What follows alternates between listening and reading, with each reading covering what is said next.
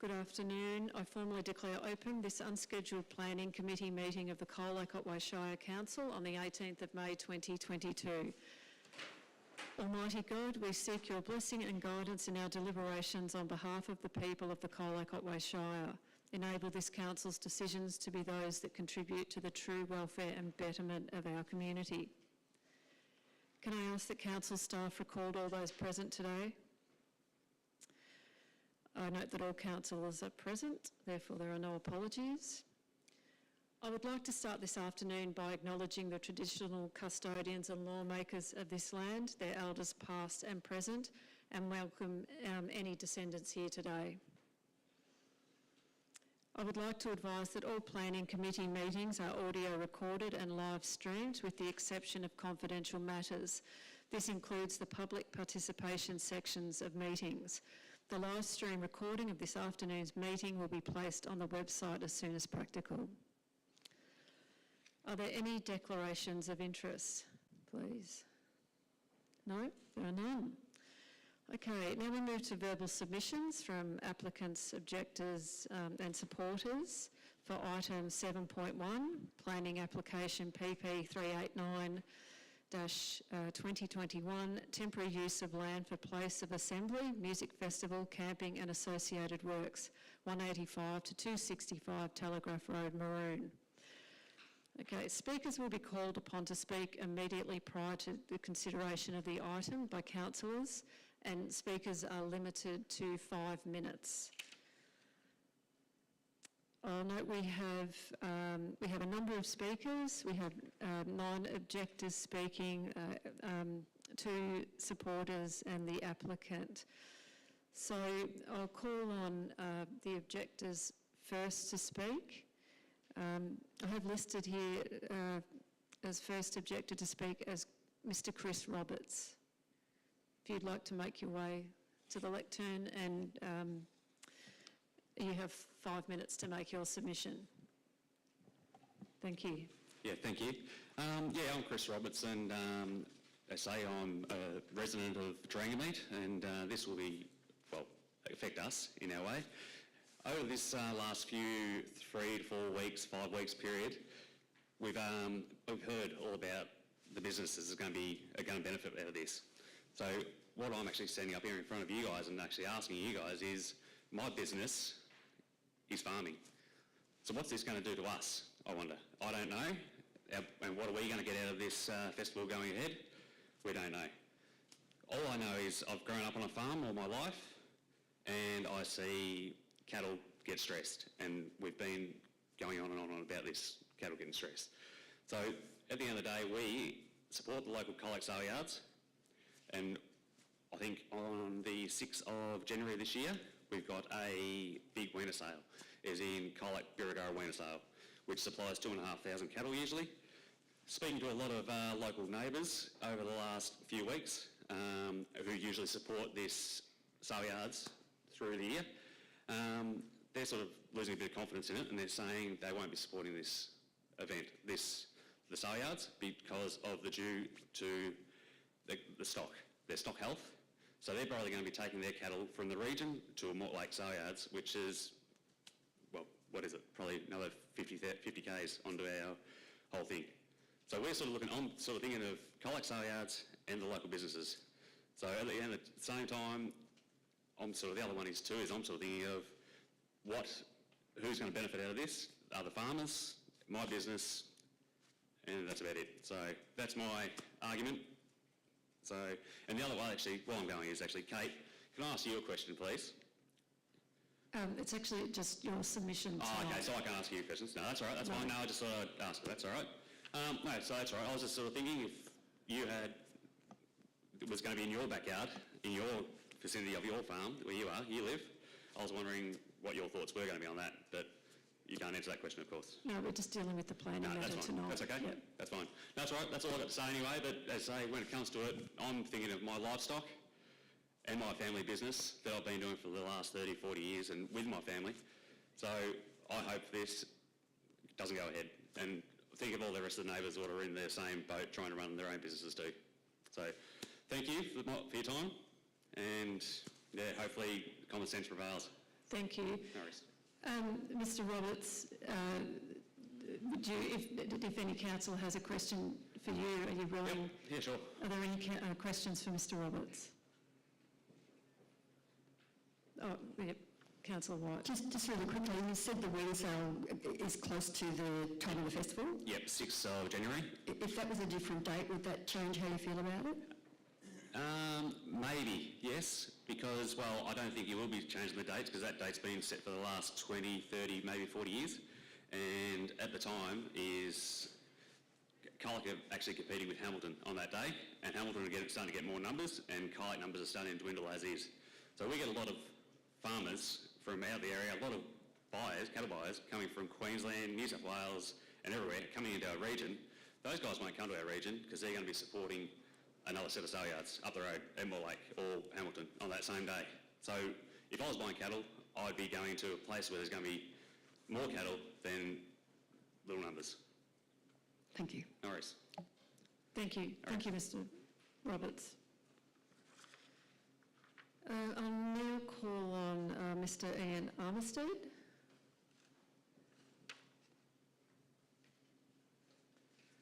Thanks, Mr Armistead. You have 5 minutes.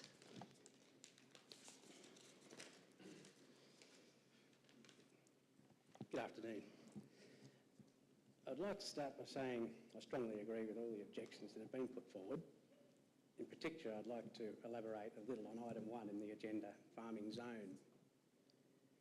If this application is passed, I believe it sets a precedent within the planning scheme that anything goes on a farming zone, regardless of the fact that it has nothing to do with farming and with no consideration of who and what it affects within that farming area. Why is it called a farming zone if you're considering putting a festival right in the middle, smack bang in the middle of someone's farm? Just because they have agreed to it and they might reap the rewards of an alleged lease. What about the other surrounding farmers who it affects, who are getting little, perhaps no compensation and cannot even get out of their farming, cannot even go about their farming duties on their own properties while the festival is not only on, but getting set up and packing down, which creates a huge amount of traffic and chaos that blocks the roads and makes it extremely hard to farm. I was of the belief that farming zones were put in place for a reason, and that was to retain and protect farming land and farming activity. It's not called a farming festival zone. I do have one question for planning, however you don't answer them. Is the sought after planning approval for only one festival? Or if the planning approval is granted, is the proposed site approved to have multiple festivals? Example, Easter, long weekends and so forth. The other matter I'd like to address is item 4, the security to adjacent farms, which are in such close proximity to the proposed site, thus creating major public liability issues. By exposing these properties to an influx of people where there is no guarantee that the patrons would stay within the boundaries of the festival site. Item 7, I know that people come and clean up after the festival site, at the festival site. Who is going to come and clean up the neighbouring properties and everywhere else that rubbish blows? Because it will be found many kilometres away. As someone who's personally cleaned up after these events, the previous events, I've seen the copious amounts of rubbish that gets blown around, and there is no way that is going to stay within those festival boundaries, doesn't matter how high the fence will be. Are the neighbouring farmers just expected to spend their days and weeks thereafter the festival cleaning up the rubbish out of their farm paddocks?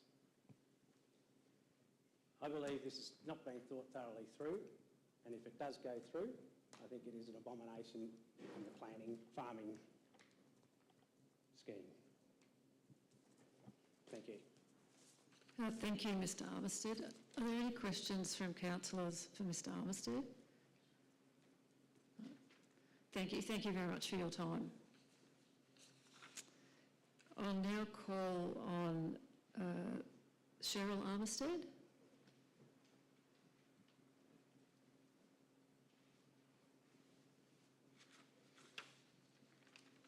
Thank you. My name is Cheryl Armstead. I'm speaking on behalf of my husband's dad, and we're parents of Fred and Fiona Armstead, who are neighbouring to the festival. And I'm also speaking as a fellow farmer. All of the is relative to our objections. I'd like to elaborate on a few submissions to the application. Firstly, land is zoned farming. Nearly all farming activities are time and weather dependent. The location of the festival will impact heavily on farming operations in the vicinity, particularly our farm immediately next door. I'm believing, and it's just been spoken before, that the application appears to be an open permit.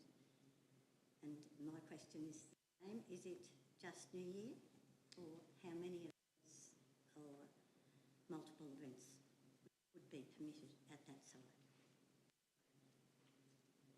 Noise, well, we all know it's going to be noisy, so a little bit doesn't hurt. But I normally help out during shearing and those really hard jobs, on the busy jobs during, over the summer period, and possibly between Christmas and New Year, if that's what the weather does to us, or that's what happens when you're maybe too busy to get to certain jobs. And basically I help during shearing time, but I definitely wouldn't allow my stock or my working dogs, or I probably wouldn't go there myself during that period. Dust, yes, well, dust is, well, I'm thinking of the neighbour farms. Fire, what a huge ignition point, what a huge ignition. 30,000 people, any chance of ignition of fire, and then it's, you know what it's like. I believe the site is still, even though it's moved from Lawn or Erskine, it's still too close to the Otway forests, and then the farmers around. It's a huge risk. And what about insurance costs? Will our premiums skyrocket?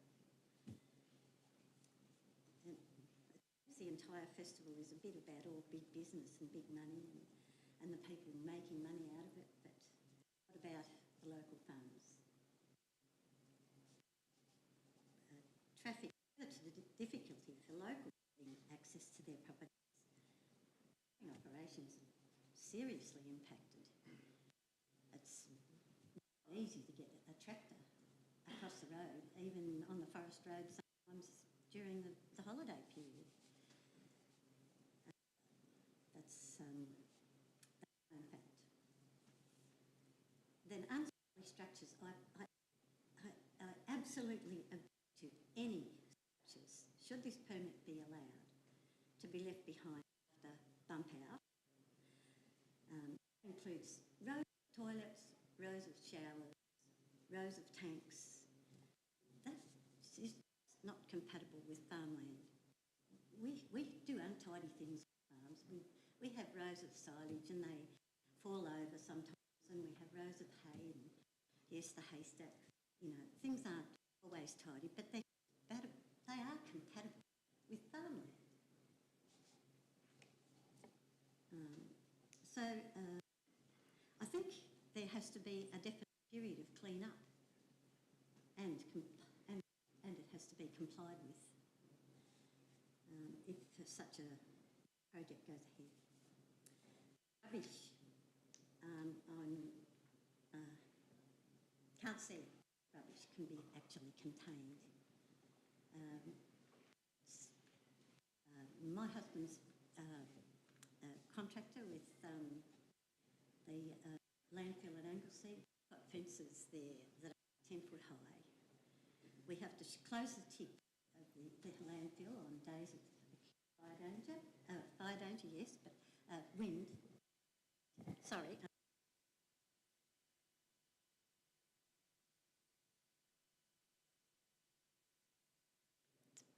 Sort of means we meant to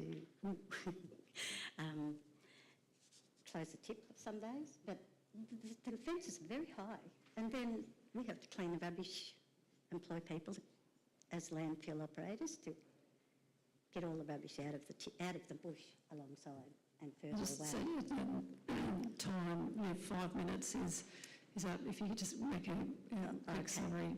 The devaluation of adjoining property, it's pretty likely it could devalue, particularly on the doorstep, having property on the doorstep. Look, I know many people will want to go to this festival. It starts with the same letter anyway. But including family members, they have tickets, a couple of kids, and I don't begrudge them the pleasure. In fact, I fully support the youngies having somewhere to go. They've been locked up with COVID. They're ready to go. However, I think there is a far more appropriate sites to find. Thank you. Thank you. Thank you very much. Does any council have a question? Mrs Armistead? No. Thank you. Thank you very much for your submission. You're welcome. Okay, I'll now call on Sean Armistead.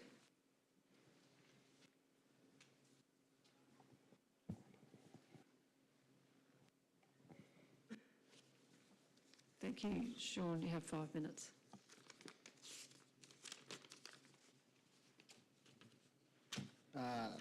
As said, I'm Sean Armstead, neighbouring property resident. Down for all the harvest and shearing season, so I work on the farm opposite this so-called festival site. It's supposed to be farmland. My objection has been listed. I have many more reasons for this land to stay farmland. Here's a big one for you to think about. Security and mental health is a big thing with me. I have horses, bikes. I've got 4-wheel drives worth a lot of money. Who's paying my insurances? I've got 3 younger sisters. With this festival next door in their holiday period, is that a safe place for them? Safe, joyful, happy place? This will actually make a major effect on bringing our livestock to our yards up at the house. We use that public road there to drive our livestock from surrounding paddocks. So that festival there will make a massive difference on all of our, I don't know what you'd call it actually, probably just farming in general. You'll ruin our holiday season, I suppose, if this goes through. And that's all I've got to say. Thank you. Does any councillor have any questions for Mr Armistead? No? Thank you. Thanks very much for your submission. I'll now call on Mr Alan McLaughlin on behalf of Greg and Fiona Armistead. Thank you, Mr McLaughlin. You have 5 minutes.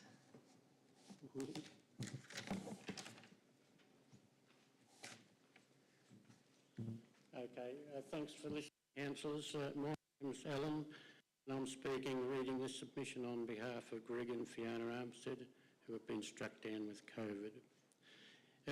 In Greg's words, firstly, I'll briefly describe our position.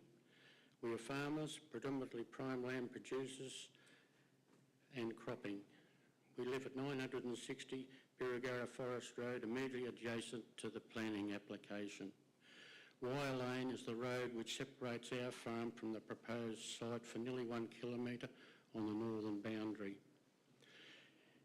We would be people most affected by this should this application be approved. The festival for me is more than just 2 or 3 days of music and traffic problems. It may be two months or possibly more of noise and traffic on our normally quiet country roads. Dust and spoilt views by a city being built up and pulled down over the road is not exactly peaceful rural farm that I purchased 12 years ago.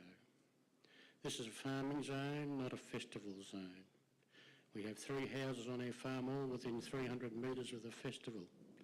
I think it's only fair to say, yes, the effects of the noise and the light for us will be extreme, with no way of escaping midst harvest. Excess continual noise will affect our stock, causing them stress and to lose condition. Our pets, especially horses, will have to be relocated. Should the proposal go ahead, farming operations would be disrupted during critical harvest season. We wouldn't be able to get our stock from our back paddocks to the shearing sheds and yards, as Wyalone is the only access. This is due to a creek crossing the farm.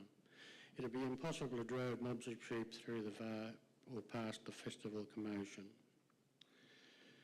This period of time is vital for our farm as it includes shearing and lamb sales. We feel we'll be no longer able to farm the way we know how. Our home, sheds, yards, etc. directly overlook great views to the northwest. We sometimes struggle through dark winters and push through seasonal stock problems. But we're always rewarded with spectacular sunsets and stunning views. This is why we live where we live. The proposal festival satellite city will be dominant eyesore. Regarding cropping, contractors may refuse to battle the traffic and constantly take on other clients. Harvesting time is sensitive. I've experienced this before when my father wouldn't bring tractors and balers from Winchelsea to Lawn Road due to the traffic congestion because of the Falls Festival in the past, and I've had to wait 3 days to have hay baled. Also, there may be the inability to hear machinery operating successfully due to festival noise. Security and trespass. It's been suggested we take our family on holidays elsewhere.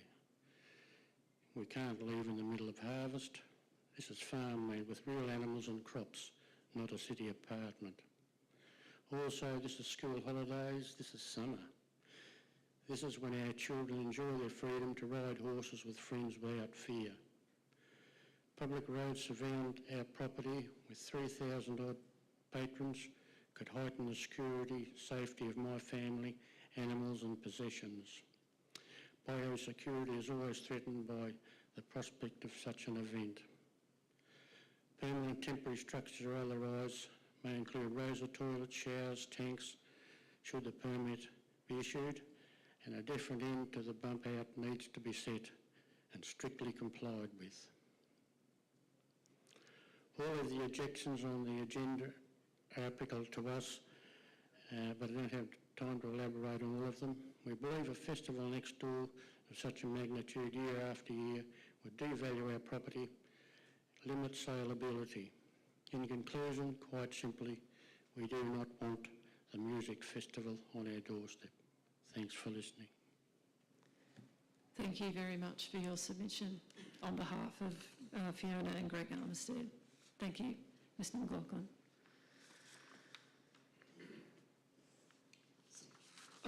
Councillor Hart has a question. Thanks, Mayor. Thank you for your submission today on behalf of the Armisteds, and I'm sorry to hear that they've got COVID. Two things you raised in the submission was the houses. You mentioned how close they were to the site, and I just didn't pick it up. So how close were they to the site? Within 300 metres. Thank you. The other thing, it was suggested that they take a holiday during that period. Who suggested that? Well, I believe it was people connected with the Falls Festival. Oh, that's okay. That's okay. Thank you. Thank you for coming today. Thank you. Thanks very much. I'll now call on Mr Chris Armistead. Is Chris Armistead here? No. Okay. I'll now call on Mr Richard East. Thank you. You have 5 minutes. I'd like to thank the council for putting this meeting together. On behalf of my wife, we have a home in Birregurra, probably about 4 kilometres from the site. Firstly, the Falls Festival in Lorne was created out of a need to relocate 10,000 young people off the streets of Lorne on New Year's Eve. It worked and provided a service to the local community and did a great job. What is proposed here is not the same. This is trading off the Falls Festival by name alone. There will be no communing with nature in a bush setting. This is simply cramming 25,000 people onto prime agricultural land 3 kilometres from a small town for one purpose only, to make a lot of money for the proposer. If this festival does go ahead, there is one thing it will have in common with the Falls Festival, which is an opportunity to indulge in drug taking and excessive alcohol consumption for 4 days. For many young people, this is what Falls represents. It's a rite of passage. Surviving being out of it for 4 days solid. There is no benefit in that to the town of Birregurra or the region. What is proposed here is not the Woodford Folk Festival, nor the Clunes Book Festival, or the Wangaratta Jazz Festival, or even the Elvis Festival in Parks. Why haven't our council come to us with a more suitable event? Something that takes advantage of our region's natural beauty, its fabulous food, wineries, mountain biking and hiking. The revellers coming to this festival and driving through our town are not going to shower us with riches. All their money will be economically internalised to the benefit of the proposer. Yes, some might buy petrol in Colac or Geelong, and yes, our general store will be very busy. But is that enough to risk our agricultural land and peace and serenity that we have now been known for so long? We have not seen a detailed cost-benefit analysis from the proposer or the council. All we have is the proposer's word, spin, and no guarantees. As the proposers have told us, all the needs of the festival goers will be met internally on the site, which is an exclusive economic benefit to the proposers. The condition of entry is attendees are not allowed to bring any consumables on site. All food and alcohol must be brought from the festival. However, what attendees do not bring on the site, what attendees do bring on the site and leave behind is tons and tons of rubbish. And the proposers are hoping to pay local charities to clean up that mess, which takes many days and could easily become an agricultural biosecurity risk. It is unclear whether this is appropriate use of agricultural land or land in a farm zone.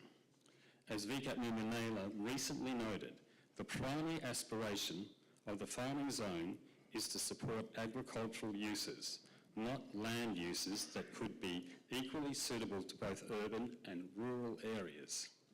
Just because a permit could be issued does not mean it should.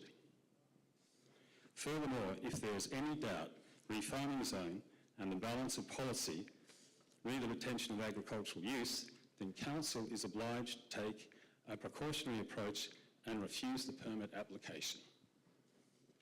Added to this is the very real possibility of the festival being the catalyst for a biosecurity issue, via 1,900 staff coming and going for nearly 2 months, and then 25,000 revellers for 4 days, some of whom will be happily trespassing over neighbouring properties, potentially spreading noxious weeds, contaminants and scaring livestock, not to mention the toxic effluent of 25,000 people having to be constantly transported off the site. Perhaps Colac Otway Shire might like to offer the proposers council land near Lake Colac, or somewhere where prime farmland and farmers' livelihoods are not going to be put at risk. We've been told the proposers will donate $1 a ticket to local charities. Seriously, why should the farmers in the area risk years of toil and see the value of their land diminished so the majority-owned American corporation can make a multi-million-dollar profit and leave a few local charities to fight over a small offering? If the council agrees to grant a 5-year permit, it will be knowingly pitting neighbour against neighbour for a very long time. To justify any potential local community risks, there should be a significant benefit to many people, not just a huge windfall for a few. The Colac Otway Shire must not treat this simply as a planning matter that can be dealt with by the proposer being seen to have ticked the boxes correctly, and in so doing allow this to become a permanent site. On the matters of traffic, fire, waste, biodiversity and noise, the proposer has not adequately demonstrated that they are suitable to manage those matters. Likewise, they have not shown any genuine net benefit to the community or taken on board the community's concerns. Finally, and most importantly, to change the current use of this agricultural land as proposed is fundamentally at odds with the purpose of the farming zone and is entirely inappropriate, and therefore the council should not issue a permit. Thank you very much. Thank you, Mr East. Does any councillor have any questions for Mr East? Councillor Bell. Thanks, Mr East, for your submission. I've just got a question around the contribution from the proponent to the township of Birregurra, for example.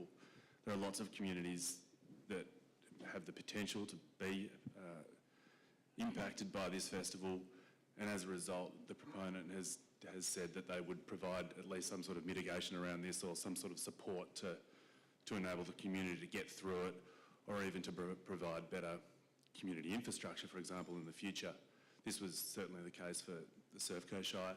Have you yourself, or are you aware of any such potential contributions to the township of Birregurra?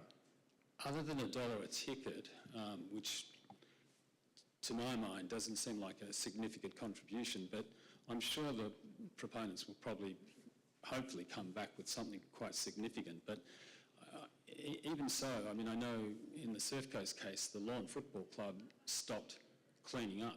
They didn't want to do it anymore. It wasn't worth their time or effort. And I think that, I know some people have thought that that was probably a reasonable thing for the local community to do. I'm not so sure about that. I think we do need to have something quite more significant, something real that would actually be of benefit to the local community. Thank you. Thanks very much. Thank you. Thank you for your submission. Okay, I'll now call on Mr Jeff Phillips to make his submission. Is this a submission on behalf of Jackie Phillips? Yes, I know she was unable to come. She's busy this afternoon. Okay, thank you very much. Anyway, name is Jeffrey Phillips, number 80 Telegraph Road, Birregurra, the second most affected household at this, if the event goes ahead, second to the Armsteads, of course. Now, lots of things, we hear lots of rumours and things floating and all them that might be, can't and that, but one that interests me is if the council does approve it and it's going to do a Telegraph Road upgrade, which is right past my front door, we may be subject to have to contribute money to this upgrade in the future per landholders adjoining Telegraph Road.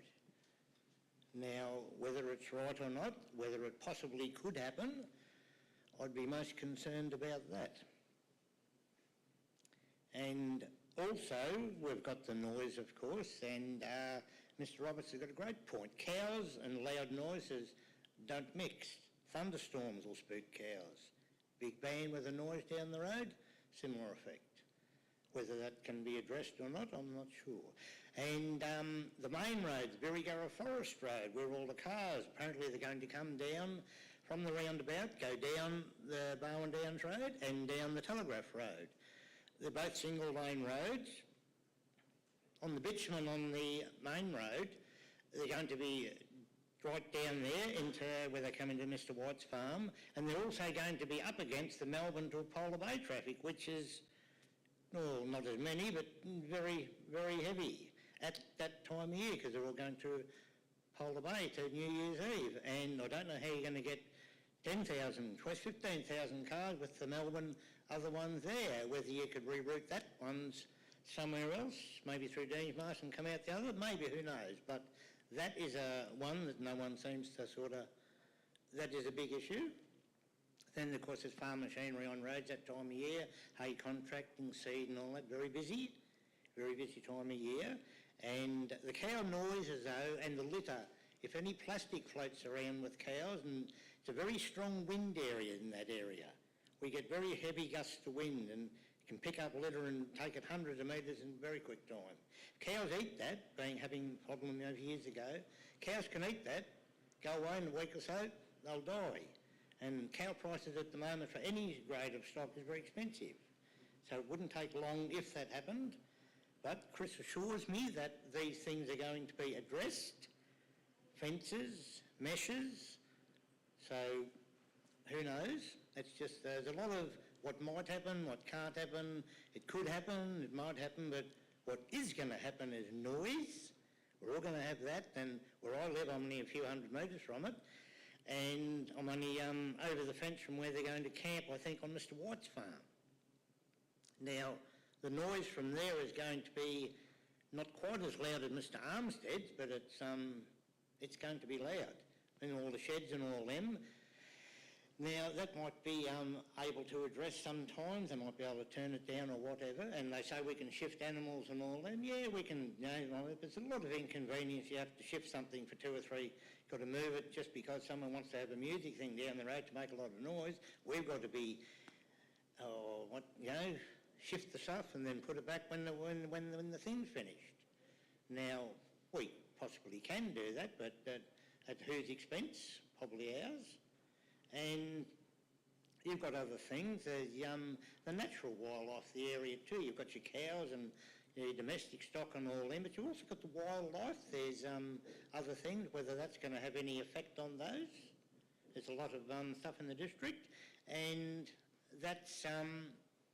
But there's one thing that I was a bit concerned about yesterday. I was working in the tractor and listening to the radio, the 3CS local, and this meeting and the festival come up on the... Now, I'm not sure who the radio announcer was, and his thing of it was having a meeting with a handful of farmers. I just can't picture the exact word. A handful of farmers carrying on about a big festival that's going to inject millions of dollars into the local community, and I don't know what his attitude towards us was. It's probably suck it up and get over it, but I thought we're here to address our concerns, address our feelings, what is going to happen, what could happen. The cows lose weights and they don't make as much money, big factor.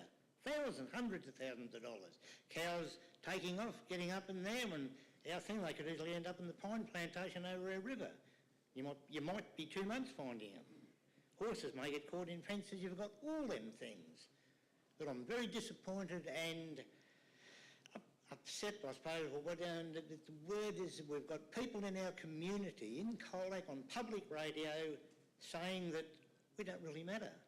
We're just the whinge and cockies carrying on about a festival. Push us aside, let's go. He's putting the money and the bit of, there's going to be benefits to the community. I question how much money, though, everyone is actually going to get. Yes, there'll be kickback for sure. Some people will do well out of it. Some of us may be financially the other way. Okay, thank you. Time, Mr Phillips, if you could wrap up a bit. So on behalf of our family, thank you very much for listening to us, hearing our views and that. Thank you. Thank you. Does any councillor have any questions for Mr Phillips? No, thank you very much. Thank you for your time. Okay, I'll now call on Mr Stephen Gibbons, who is joining us via Microsoft Teams. So, Mr Gibbons, if you've unmuted your microphone, I think. Oh no, unmute it. Yeah, I think we can hear you now. There you go. You have 5 minutes. Thank you. Thank you very much.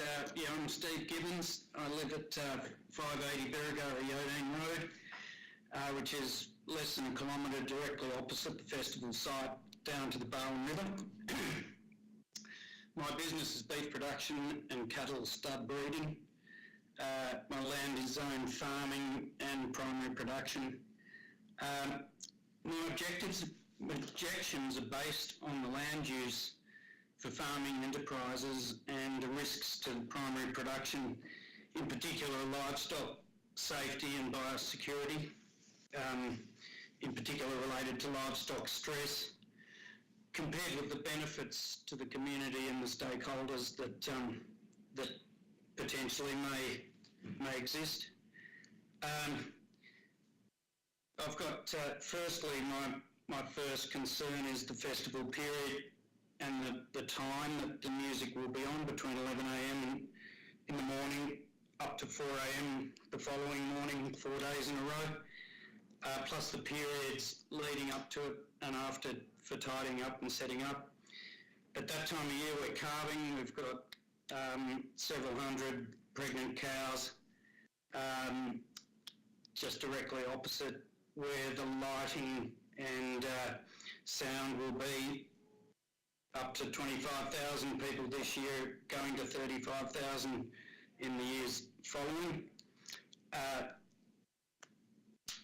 I'm concerned regarding the biosecurity to these livestock, and unfortunately we can't relocate them at the time due to their pregnancy status. Transport is an issue in that area because the transporters or the trucking companies that we use don't want to come anywhere near the property at that time of year. That mentioned that already. My second concern is regarding the river and the biosecurity again and the environmental impacts that that breaches could have. Our stock water, we use the water primarily for livestock. Pollution in the river or any rubbish that might blow over or come from the festival is likely to impact on the health of the cattle. My third concern is the road safety and traffic, which is already stressed, particularly at that time of year. The road goes through the middle of my property, leading to the roundabout, and I've got concerns regarding the logistics there, should it be given a permit. The fire risk, I think, is not insignificant. The difficulties related to the logistics in the area and traffic, should a fire break out, would be very, very challenging.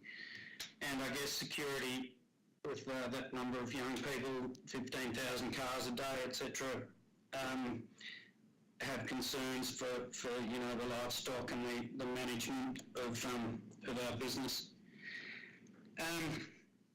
I guess this festival has all the risks and problems that the lawn site would have had, with extra logistical problems because of the traffic management in the area. I think the risks are significant. The consequences are potentially catastrophic, and the benefit to the community, I have some questions that there would be a significant benefit both financially and with community clubs and things like that. I just have concern that the benefit to the community will probably be minimal rather than excessive. I guess I've got some questions, regarding the potential management should a permit be given, but I guess we're not here to ask questions at the moment. I just have concerns regarding, in particular, the use of land for primary production and biosecurity risks to our livestock. So thank you for allowing me the time to present. Thank you very much, Mr. Gibbons. Councillor Hart has a question for you. Thank you for your submission today. You talked about biosecurity risks, and I think at one stage you were talking about rubbish, so not wanting to understate it, but was that just in the context of rubbish, or was there anything else you had in mind? Well, I guess anything that comes down the river that the livestock are going to ingest is a potential breach of biosecurity. Rubbish, if it blows over, is a potential problem, but I think noise pollution is significant to the safety of cattle. They're going to go straight through fences. Could end up, as Jeff said, in the forest, on roads, could be anywhere. These are valuable animals, that really get very scared of certain things, and noise and lights, I think, would be significant. I think that's a significant biosecurity risk. I guess, we're all concerned with foot and mouth disease and the different things that are occurring around. Whether this impacts on that, who knows? It certainly won't diminish the risk. I would have thought it would increase it, but they would be, concerns that we have. Thank you. Thank you. Councillor Potter has a question for you. Thanks, Mayor. Just in relation to the potential cattle stress and the possibility of likely weight loss or whatever, have you put your mind as to how long after the festival might that take to recover or get the cattle back to the condition they were, if in fact they were to be stressed that causes them to lose weight? Look, I think there's two issues here. One is weight gain and weight loss. I don't know how long that effect would take, but we all know that if there's a stressful situation and cattle have a check, sometimes they can take months and months to recover from. Chris Roberts would be in a better position to talk about that than me, but my concerns are regarding pregnant cattle, calving issues, and then brand new calves on the ground, and the stress on those, newly born animals plus their mothers, which I think, if you have deaths, for example, you're not going to recover from them. If cattle are stressed and they abort their calves early, that just has catastrophic effects for breeding. So I think that's not an insignificant risk given the amount of noise, etc., that's likely to occur in the lights, etc. Thank you. Are there any further questions? No. Thank you very much, Mr. Gibbons, for your time. Thank you. Okay, I'll now call on Mr.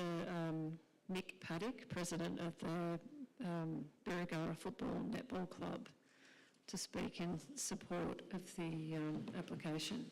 Thank you for your time. I've tendered a letter which I believe Council have as a proponent of the festival, primarily as a potential benefit to the Birregurra Football Netball Club, so the committee are in support of any opportunity to be involved in paid volunteer activities. I was previously involved for about 15 years as a volunteer and supervisor on toilet duties, sanitation, and also on clean-up duties. So grubby, dirty work has to be done, might as well be done by locals, and the returns are quite significant.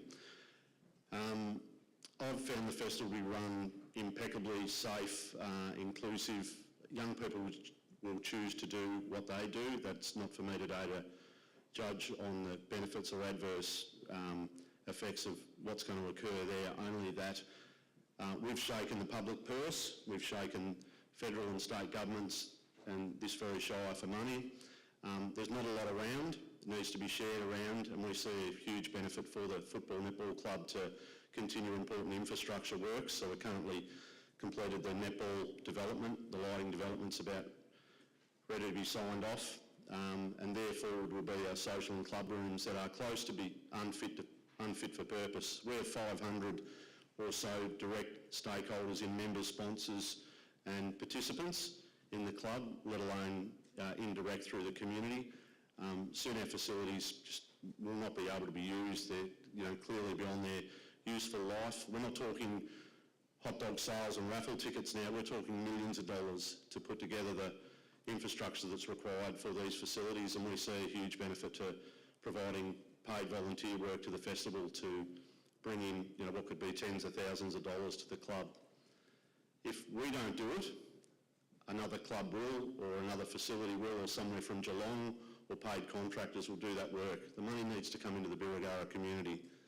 So we've very much in favour of putting our hand up to assist where we can if it goes ahead. And I'd like to acknowledge in advance the sensitivities and the opponents to the festival. We're all stakeholders, community members, so it's been difficult to sit through. That's okay.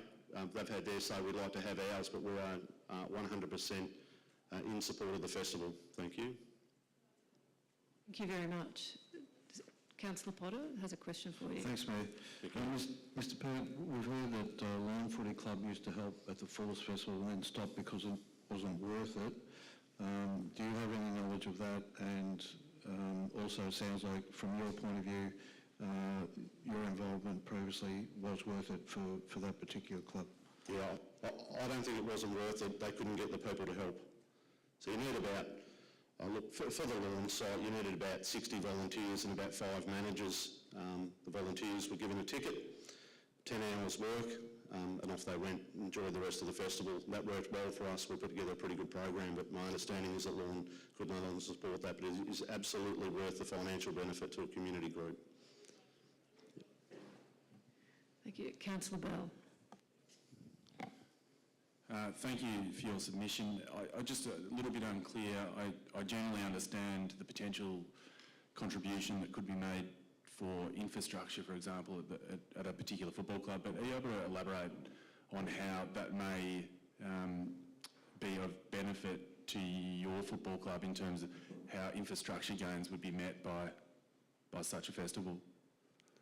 Yeah, I don't understand the question. It's money for infrastructure. Did you, I might have misunderstood you. Did you say there were opportunities to create upgrades? Yeah. Okay, so are you able to demonstrate how that might be the case? Yeah, sure. So we've got a submission in at the moment for new social and club rooms.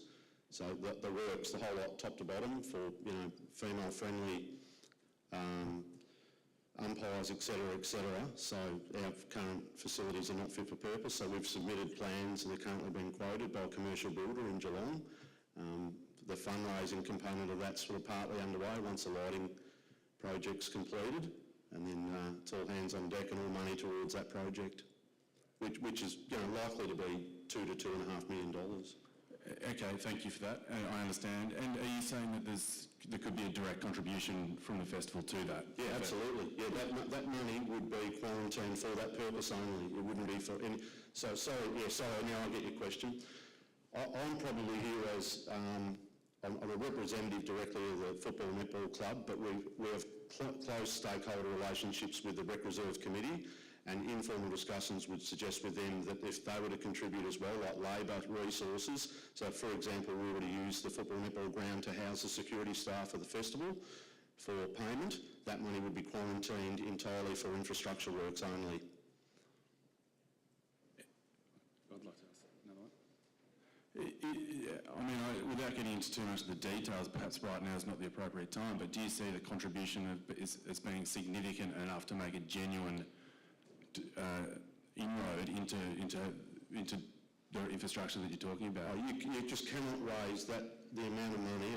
I don't want to talk to the amount of money that I'm anticipating, but you cannot raise that sort of money locally anymore. You just can't. And are you going to have an understanding of what the contribution could be either before a decision? Yep, definitely. Yep. And is that going to be made available to the public? That'll be up to the festival organisers, I'd imagine. Yeah. Thank you. Thank you. Cheers. Thank you. Thank you. Thank you very much for your submission. I'll now call on Mr. Stephen Diacunto from the Birregurra General Store.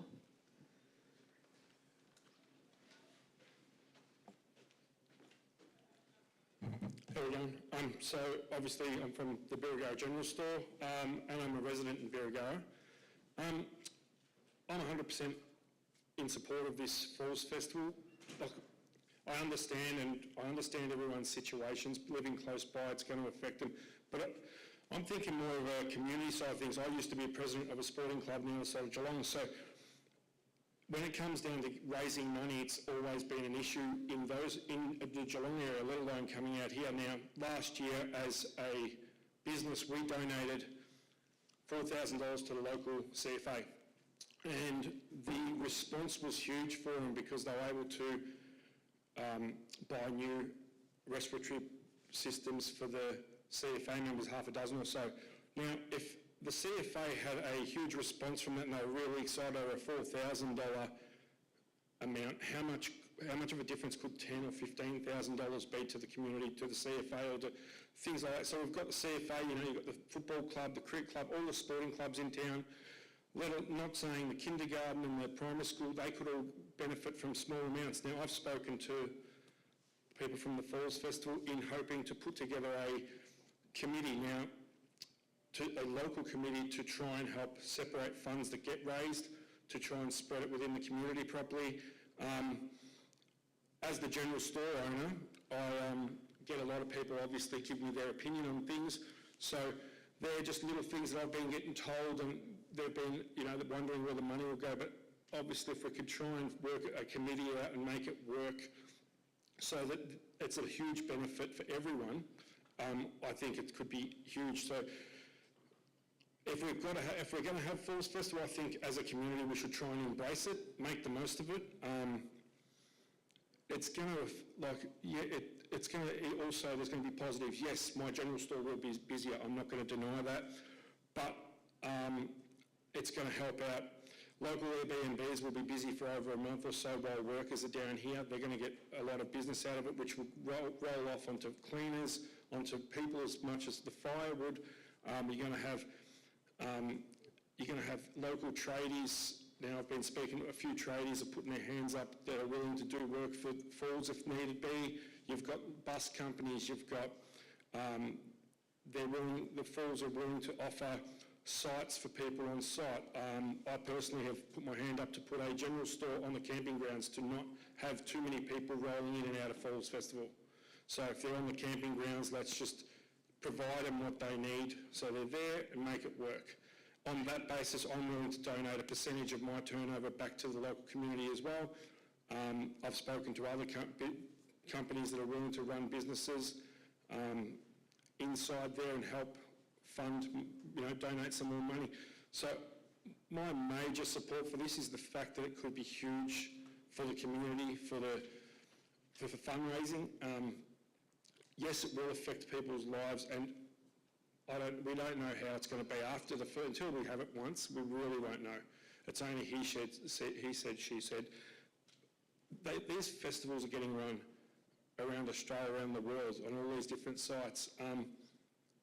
And it's not like it's a little festival run by someone small. It's run by a company that does multiple festivals. They know what they're doing. We're getting probably the most organised thing thrown in front of us. Maybe we should just try and embrace it and benefit from it as much as we can. That's all. Thank you very much. Councillor Hart has a question for you. Thank you for your submission today. Do you have one of these maps in front of you? Yep. So you said you were hoping to have some sort of store on site. Where does that fit in relation to that?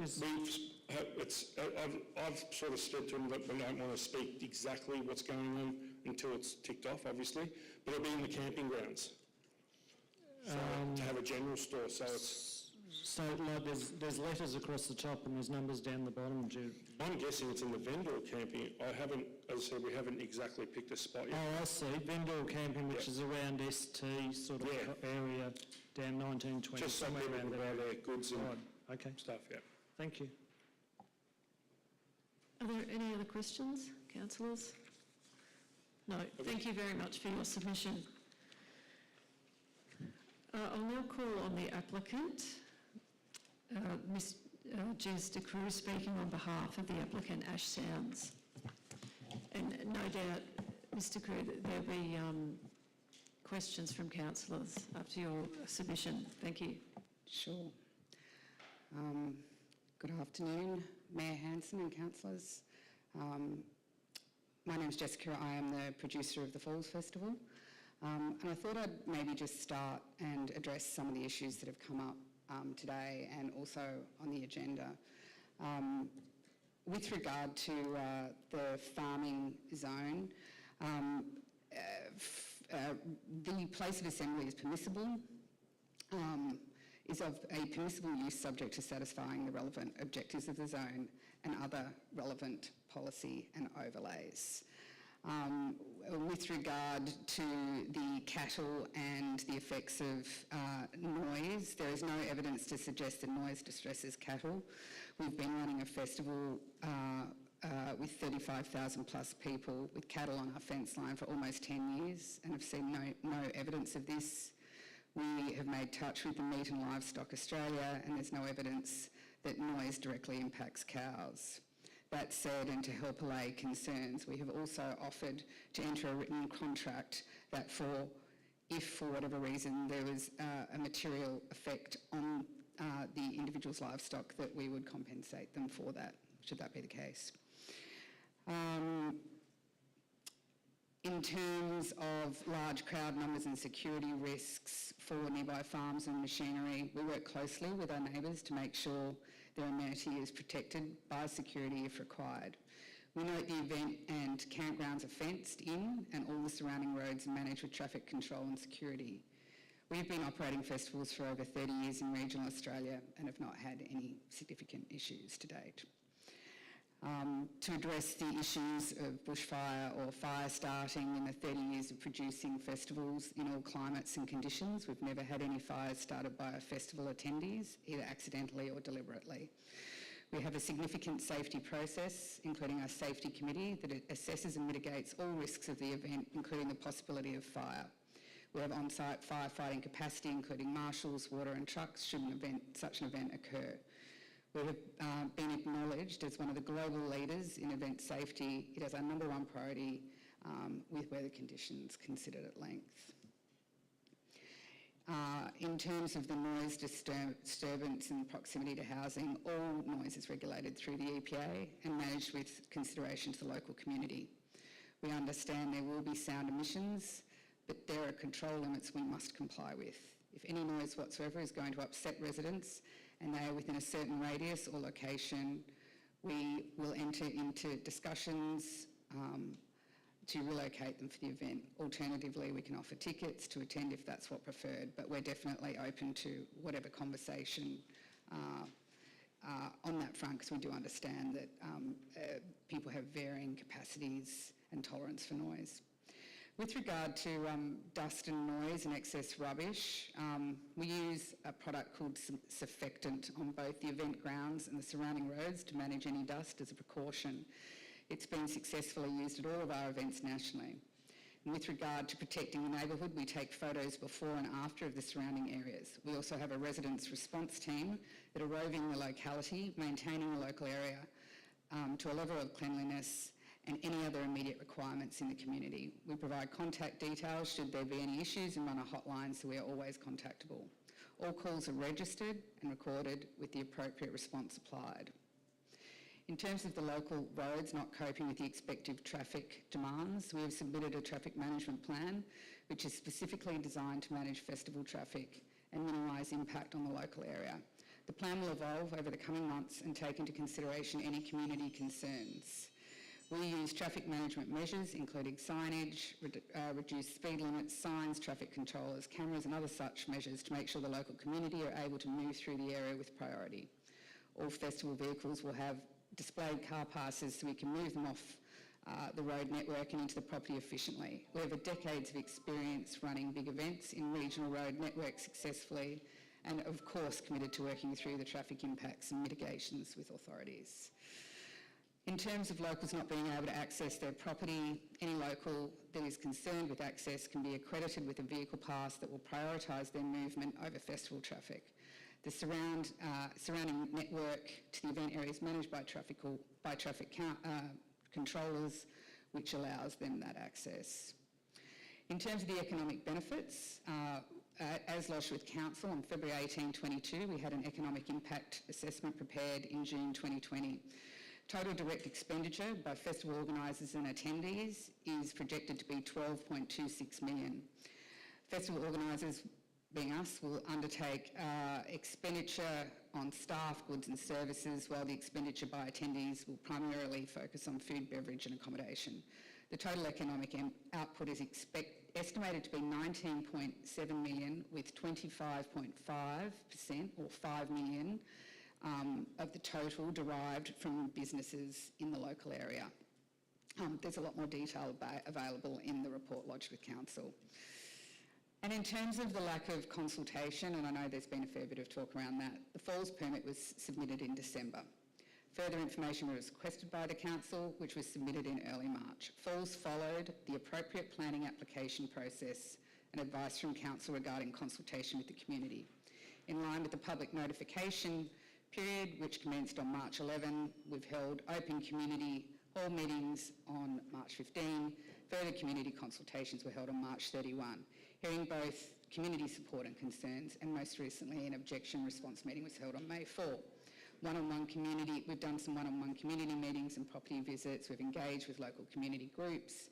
We've created a direct community email contact group, and we're discussing improvements with the Council, with surrounding roads and beyond that will benefit to the region. I think from our perspective, and we've been doing events for myself personally, 30 years, and mostly in regional communities, and I very much understand the concern from everyone here that we don't have a proven record in Colac or Birregurra. Our job is to work with the community and hear all of those concerns and address them in the best way that we possibly can. Our experience has shown that once we do a show, and a lot of the fear comes from what they don't know is going to happen to their amenity. But from experience and the fact that we're allowed to come back into regional areas and small regional towns like this, we are able to address a lot of these concerns. It is a constant path to improvement, of course. But, to us and our team, we have collective decades of experience in this space. I'd say we're probably the most experienced festival producers in the country. It is a leap of faith, but we do have a lot of process around what we're doing, and we hope that you'll support us and that we can be a part of the local area. Thank you. Thanks very much. Are there questions from councillors? Councillor Bell. Thank you for your submission. I've got a few questions, whether we have time or not, I'm not sure, but I'll start with the first one. There's been a fair bit of concern locally around the impact to animals, particularly. It's been documented and verbally conveyed by the festival that there's no evidence to suggest that noise has a material impact on the health or potential weight gain or loss of animals, or cattle specifically, or sheep. Are you able to elaborate on what information or where that information has come from, if there's a study that supported that? No, well, when we contacted the Meat and Livestock Australia, there was no research done on noise. I can talk from experience with one of the largest festivals we do. We have cows directly neighbouring our fence line, and we have done for 10 years, and they're there every year, and it has not been a concern from our end. So all I can talk to is my experience operating in this environment within regional areas or rural areas with those sorts of concerns. Just as an aside also, we did conduct an ecological study on the site, which in December 21, and submitted that with the application, and the study did not identify any impacts to significant flora or fauna species, and did not identify habitat for the growling grass frogs, which being present on the site, which I know was also a concern from some of the community. Thank you. So just to confirm that when you say there's no evidence to suggest there's an impact on cattle, that's based on information or that's based on the understanding that there is no information at all to draw information from. In other words, there's no study. Sure, but also asking the particular representation of that animal. Thank you very much for that. Just another question in relation, it follows on. So you've clearly demonstrated that you've been able to run and manage festivals around Australia in a similar setting. And I appreciate you've just mentioned that you've had cattle up against the boundary of festivals in the past. It's of note that this particular area is broad acre in nature. There are some substantial farms that are abutting this particular or proposed location. Can you give me an example where other festivals have been run in the past in Australia in that setting? I'm not talking about small hobby farms. I'm talking about large scale, large numbers of cattle that cannot necessarily be moved around, or the negative impact on the animal cannot be offset by another off-farm income. I mean, this is people's livelihoods. So are you able to demonstrate that? Completely understand. North Byron Parklands, where we host a number of festivals and large festivals, has a significant cattle farm next door to us. Pardon? Whereabouts? It's just on the Tweed Byron Shire border. I don't know the lot number, but I can get it to you afterwards. It's just off Woo Young Road. That is the most direct experience we've had. We operated a festival up at Woodford, at the Woodford Folk Festival site in Queensland, which was also farming land. It's genuinely not been an issue for us. And I don't say that glibly or without respect for the particular area that we're trying to operate in. Thank you. Councillor Hart. Thanks, Mayor. I've got quite a few questions, but the first one is on this issue too. So the cattle that weren't affected by the noise, were they calving when that was happening?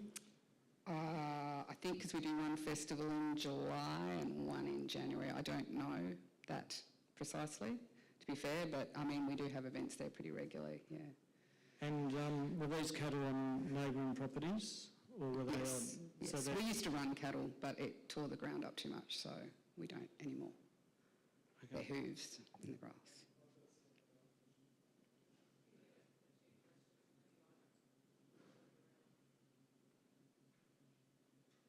So if Councillor Hart, you want to ask a second question, then we'll go to Councillor Potter and Councillor White. Yeah, I've got a list. What zone, the Falls Festival in Moore, what zoned land was that, do you know? Farm, I think. Is it farmland? I don't know. It's cultural?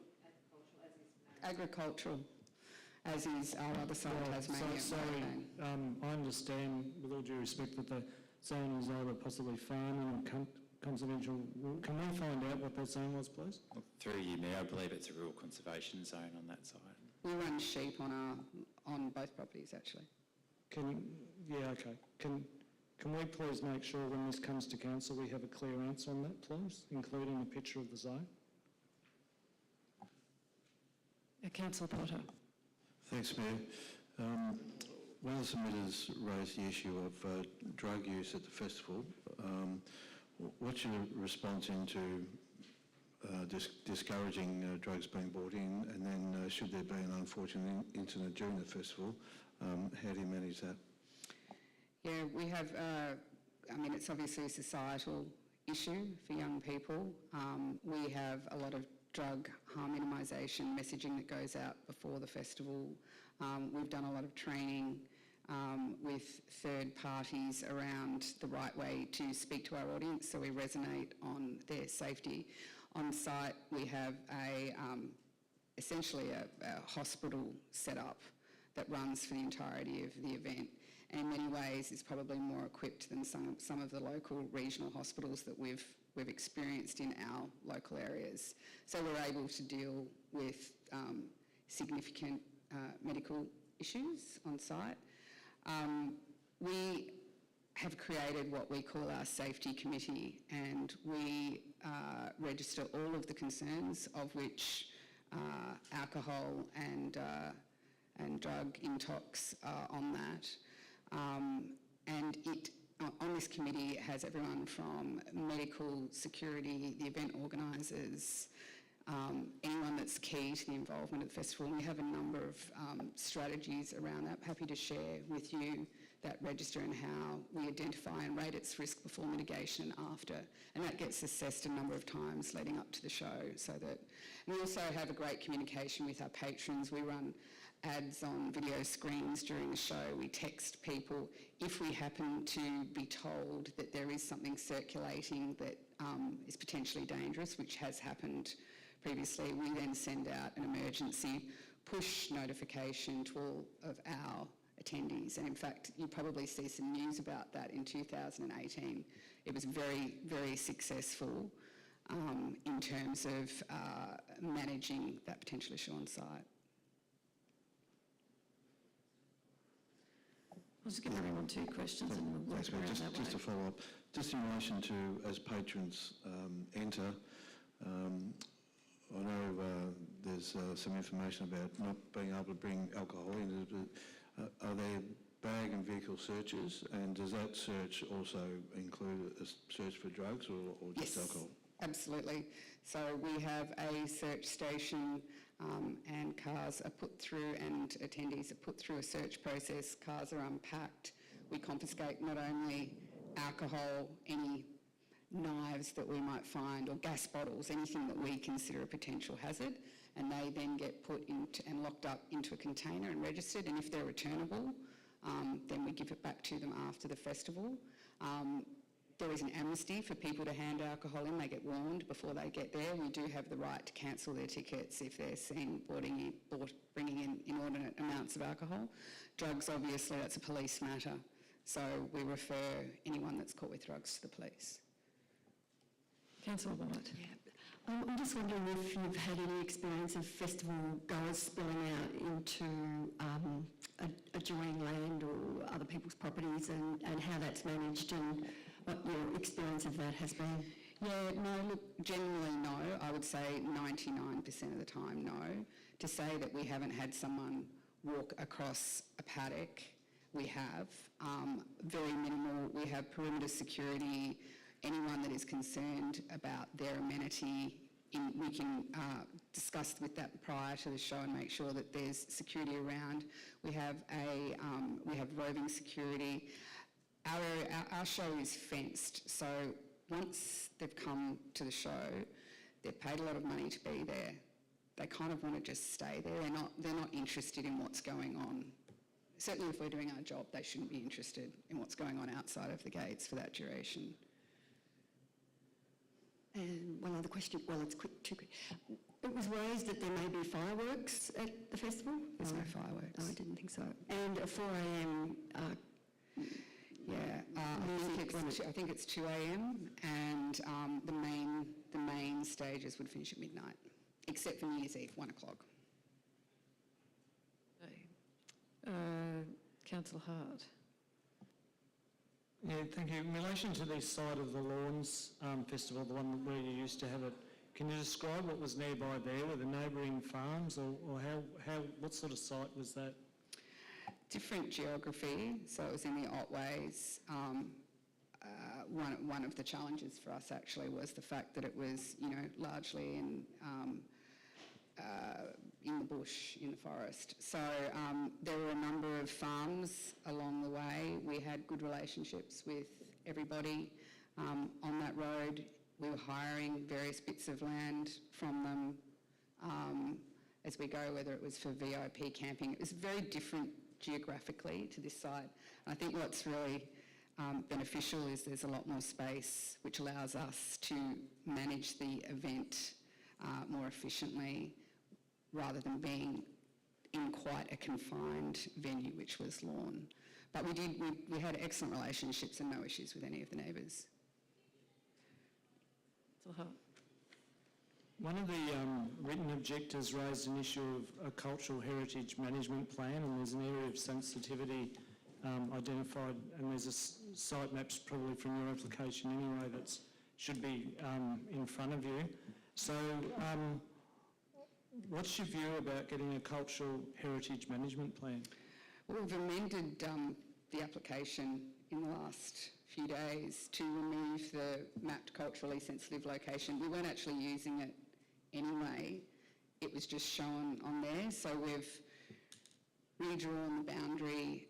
It is fenced off. It's not within our, we're not using it essentially. So that's now been updated with council, and plans show fences and so forth to protect that area. So is this the latest plan? You should have a copy of it in front of you, hopefully.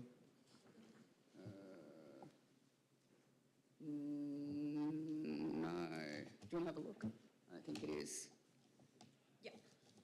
Is that what's just gone in? Yep. 2 days ago. Okay. Yep. So my reading of this plan, it has a sort of a thick orangey brown, depending on what colour you see that, Yep. along the sensitive area. Yep. But is that a physical barrier? If so, what sort Yes. of barrier is? Fencing, so 6 foot fencing. 6 foot fencing? Yep. So it's offset against, so it's 20 metre setback from the map sensitive area, which is the red hatching, and the orange is actually the fence that sits 20 metres So off it's that. intending to indicate that it's fencing, but you've got a different, in the notes on the right-hand side, it says fencing's indicated by a black sort of dotted line. So is that something different, or? It will be fenced. Okay. So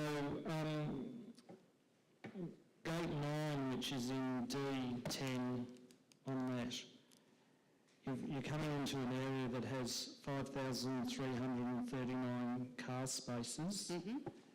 Is it your view that a cultural heritage management plan isn't needed, despite the amount of traffic you'll be coming across that That's area? what I'm led to believe, yes.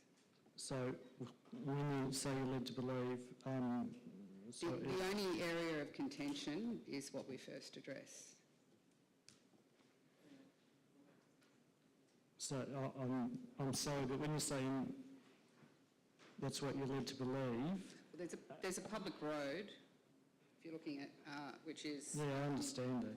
Telegraph Road, I understand that is that. running through that, which is public. So we're bringing them in, but nobody is on, they're not staying on that land. I understand that. Right. But there's 5,339 car movements potentially coming through that gate 9. Yeah, or on Birregurra Forest. They come from both sides.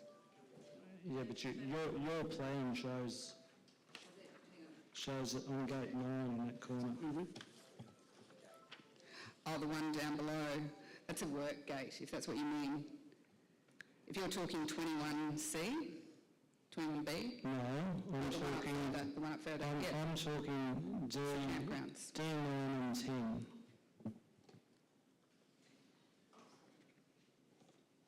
Yeah.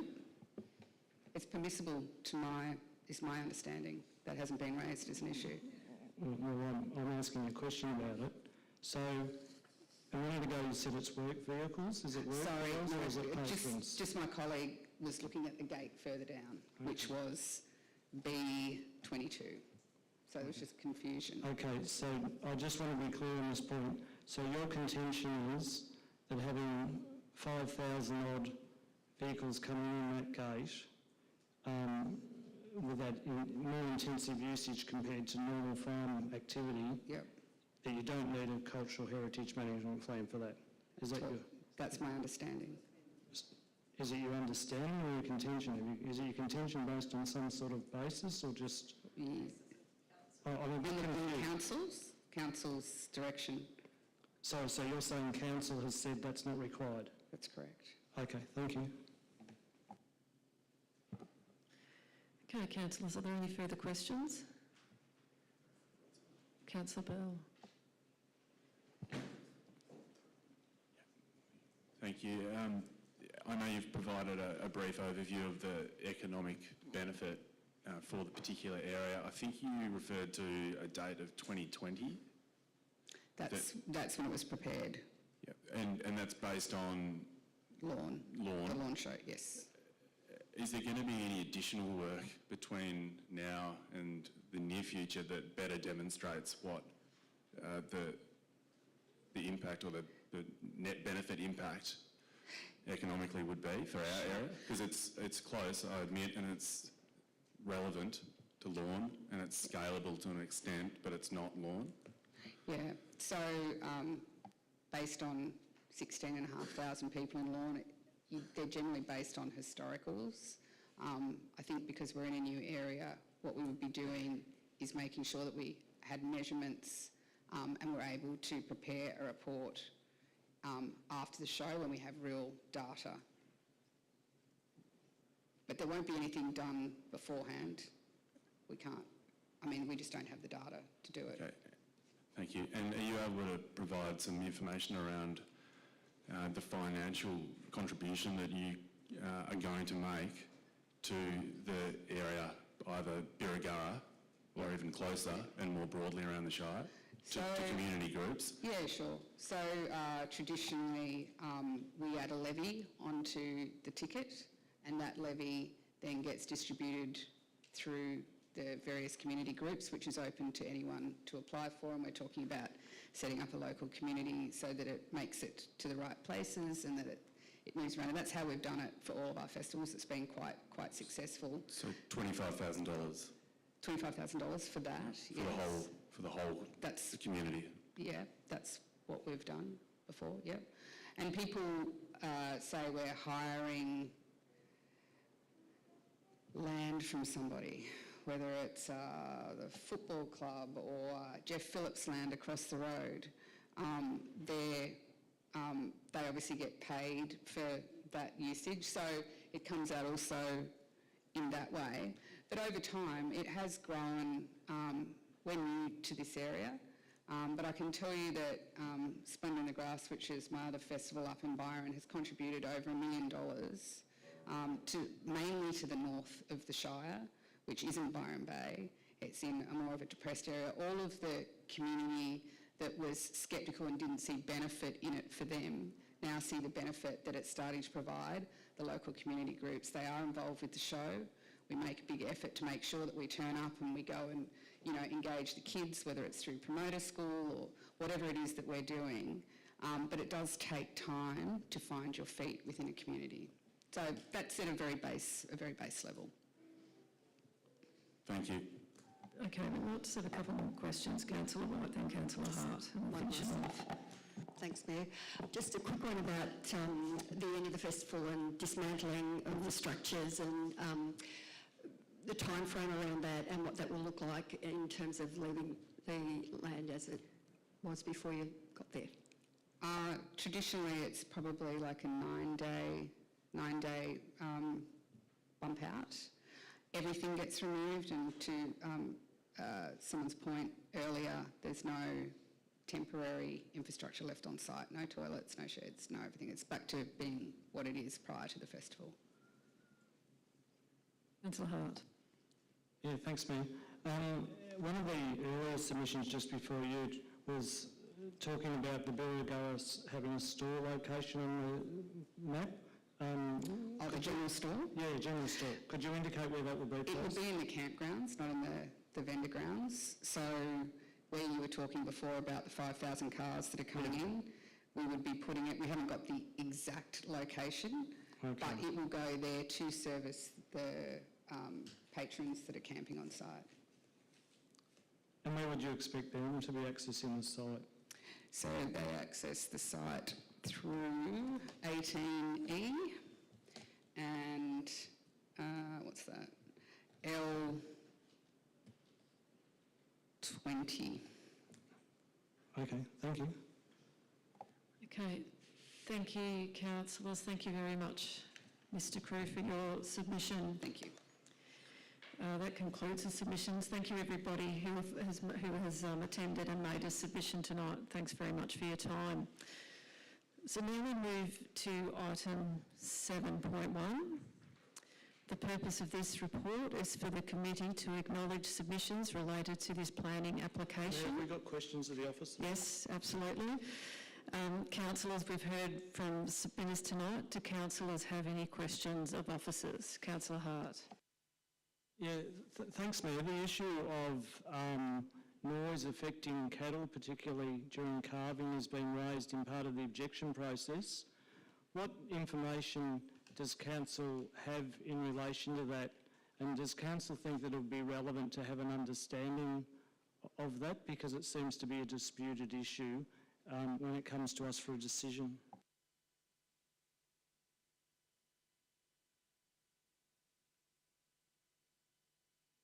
Through you, Mayor.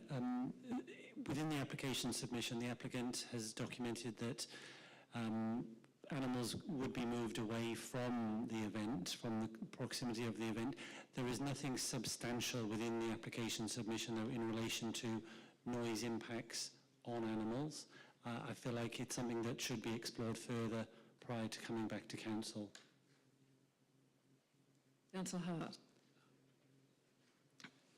The issue of a cultural heritage management plan, or the need for one, was raised in one of the written objections, and I was particularly asking questions around Gate 9 with potentially 5,000 odd cars coming and going in there, and whether that would be required.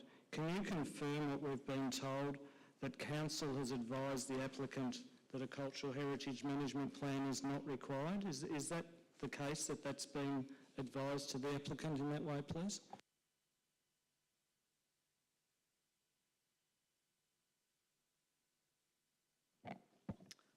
Through you, Mayor.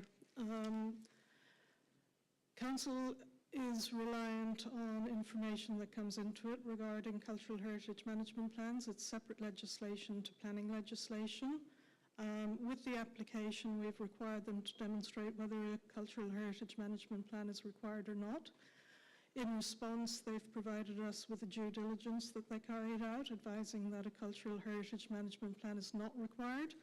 They follow that up subsequently with legal advice, advising that a cultural heritage management plan was not required. We're actually still having discussions around the areas of cultural heritage sensitivity, because we're aware that it is of concern, and as part of that we will be looking further at the issue of the access in the northwestern corner. Councillor Hart. Thanks, Melissa. I'm getting a bit confused now. I'm hearing the applicant saying that council said it's not required, and now council seems to be saying the applicant said it's not required, so I'm a bit confused there. Hopefully we'll sort that out before it comes to council. But my question is, has this been raised with Eastern Mail or the relevant group that would have an interest in these sort of matters, and have they expressed a view on this issue? Through you, Mayor, certainly as part of the application process, we notified Eastern Moor back in January of the proposal. Eastern Moor has recently advised it has concerns about the proposal, and we're looking into those at the moment. Councillor Hart. Wouldn't it be prudent as a responsible authority to be looking for some independent assessment on that issue, rather than just taking one or the other views? Through you, Mayor, thank you, Councillor Hart. We have made a suggestion to the applicant that there is a process they can go through to determine whether a cultural heritage management plan is required or not through the Department of Premier and Cabinet. That's a preliminary Aboriginal heritage test. So we have suggested that may be an approach if there are differing opinions. As I say, the legislation isn't, the Aboriginal heritage legislation isn't actually administered by council, but effectively says a permit should not be issued unless it's been established a cultural heritage management plan is not required. Are there any other questions from councillors? Councillor Bowell. Thank you, Mayor. To my eye, it actually doesn't look like that Gate 9 intersects with the red hatching anyway, but I think that we're having that conversation concurrently, and perhaps we'll work through that in the coming days. My question was about the decision-making process in regard to a broad range of considerations, like we always have to do. One of those is an economic consideration. We've heard a little bit about from the applicant around the impacts, or the positive impacts as a result of the festival. Has the council, or can the council provide any information around in a local context, as opposed to a context that information has been provided from outside our shire?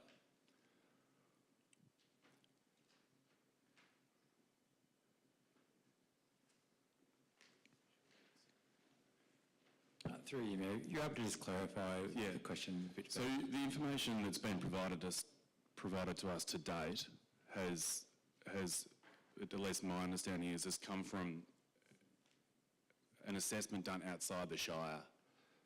So I'm wondering whether or not we have any information that assesses the economic benefit from inside our Shire. In other words, is there an economic benefit to our Shire if this festival comes to our Shire? Through you, Mayor, there's been an economic benefit assessment submitted by the applicant that addresses this proposal and the impacts, benefits it may have. So that's the assessment that's been provided. There's no doubt that there would be some economic benefit. It's ultimately the question is to what extent there is that benefit, who benefits, and whether that benefit outweighs any disbenefits that are experienced by landowners in the area, as you've heard from tonight. The applicant's put forward a proposition that there are indeed significant economic benefits, and that's information we'll take into account when making our recommendation to council, and ultimately that'll be a judgment for council making the decision about weighing up those. Thank you. Okay, if there's no further questions, Councillor Hart. Yeah, I've got an alternative to move, Mayor. You've got an alternative, Councillor Hart. Can you please explain that alternative to us? 1, 2 and 3 would be as per the agenda on page 6. There'd be a new point 4, and given that it already says that the planning committee notes the issues raised about noise potentially affecting livestock, and also whether or not a cultural heritage management plan is required, and requests council to clarify these issues before bringing this matter back for a decision. And 4, having heard all persons wishing to speak to their submissions, recommends the planning committee consider the submission and planning permit application at a future meeting once the issues are mentioned. Sorry, this will be new point 5. This will be 5, sorry. So point 4 will be point 5, and is that your point 4? Does that read how you want it to read?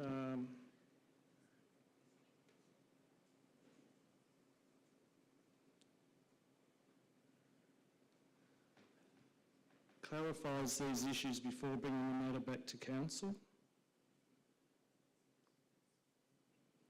And the new 5 is essentially 4, but it'll have tacked on the end. So it'll read, having heard all persons wishing to speak to their submissions, recommends the planning committee consider the submission and planning permit application at a future meeting once the issues mentioned in point 4 are also resolved. Happy to, if someone wants to tidy up the words, but that's the basis of it.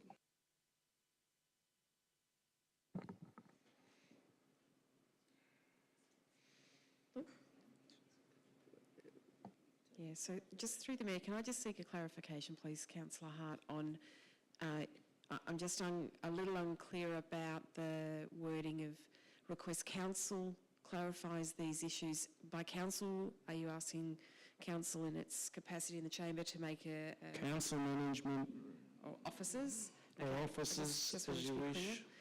And I'm not sure if the clarification is about the issues being raised or some research paper to address them. So Look, is it sufficient to say that they be addressed through a further in the report that comes to the planning committee or separately to council is what I'm looking for. I just want to have a clear understanding. What I'm looking for is not just some general assurance that noise won't affect cattle calving. I mean, to be quite candid, I have no idea, but people that do have a better idea than I would have raised that in their submissions. I think they're entitled to expect that the council would at least seek some sort of independent advice as to whether or not that is an issue to be concerned of in this matter. And secondly, I would expect that if this got passed, council management would be making inquiries, independent inquiries, as to whether a cultural heritage management plan should be required. Now, I'm happy for you to redraft it if you're not happy with the words, but I think the intent's quite clear. Okay, can I just seek a confirmation from the planning officers as to whether the intent is clear and can be actioned, if passed? Through you, Mayor, I think I certainly understand the intent that Councillor Hart's just enunciated. We would assess these issues further and seek some advice from others and document that advice in the report that we bring back to councillors. Okay, is there a seconder? Councillor Costin. Is it to be opposed? Councillor Hart does the move on. Yeah, thank you, Mayor. First of all, I would like to thank all the people who have made written submissions and all the people who have spoken to us today. Part of the next process, and if we just follow the officer recommendation, would simply be coming back for a decision in a few weeks' time. But there have been issues raised by people who are legitimately farming their properties. They're in a farm zone, but the point has been made about whether the noise will affect or may affect their cattle, their livestock, particularly during calving. And the only information we have on that to refute that is some anecdotal comments. I think we should seek more information as to whether that's an issue and how that might be resolved, whether it's by conditions or another decision. So I think that's obviously an important issue, and I think we need to draw attention to it. From what I've heard from asking the officers, we haven't considered this issue up until now. On the Cultural Heritage Management Plan, I've gone through the VCAT decisions which were used to justify not having to do anything on this. One of the VCAT decisions is about a quarry. I put it to you that there's not thousands of people camping in a quarry and possibly wandering over to an area, a sensitive area. Another one was some apartments in an area of Melbourne, it may have been, it was against the Yarra River. The barrier was a fence, a retaining wall and a 15-metre drop to the sensitive area, not just a temporary fence.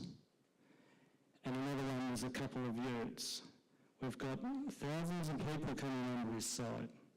I'm not saying whether a cultural heritage management plan is required or not, but I do think if you've got thousands of cars, and it's mentioned the gateway's not on the sensitive area, but the only way to get through the gate is to travel these thousands of cars through the sensitive area in order to get the gate. I mean, I really think it's saying, oh, the gate's not in the sensitive area is really a bit of nonsense, because you have to travel over the sensitive area to get the gate. And all I'm saying that these two particular issues that don't appear to be addressed need to be addressed when this comes back to council. My concern otherwise is we simply get a summary of all the reports we've heard from people, and we're trying to have this discussion whenever in several weeks' time on a take it or leave it basis. So that's why I'm simply highlighting those issues, and hopefully this will allow the council, will explain to council officers that we want clarity on those particular issues. Councillor Costin. Thank you, Mayor. I'd like to thank all the submitters and for the courteous manner in which they were delivered. Thank you very much. What struck me is all the submissions were honest. Some lean towards facts and others seem to have come from the heart. Both views equally valid. For me, there's still some areas that we need more information on, and in particular, the impact on cattle. And just in a 2-minute search on Google, I've come up with some research from respected research agencies that I'll just quote a little bit here. It says, as a prey species, cattle have an inherent fear of unfamiliar objects, situations, smells, sudden movements and noises. and it goes on to talk about the impact on milk production. And I know we're not talking about dairy farms here, but it does show that there is some research out there about the impact of an event like this on cattle, particularly cattle at the time of calving. So I think we need to find out more information like this, so I support this. But again, thank you to all the submitters for their courteous submissions. Does any other councillor wish to speak? Councillors, I will now call for a vote. All those in favour? All those against? The item's carried 5-2.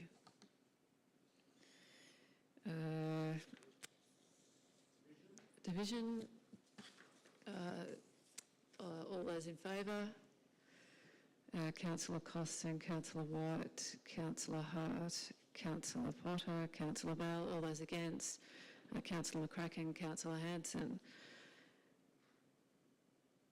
Thank you, councillors. Thank you to all the submitters. It's been a really respectful, one of the most respectful planning committee submission meetings I've attended. So thank you very much for the good nature in which you've listened to each other, whether you're a supporter or against. I very much respect that. And that concludes this unscheduled planning committee meeting of the Colac Otway Shire. I declare this meeting closed.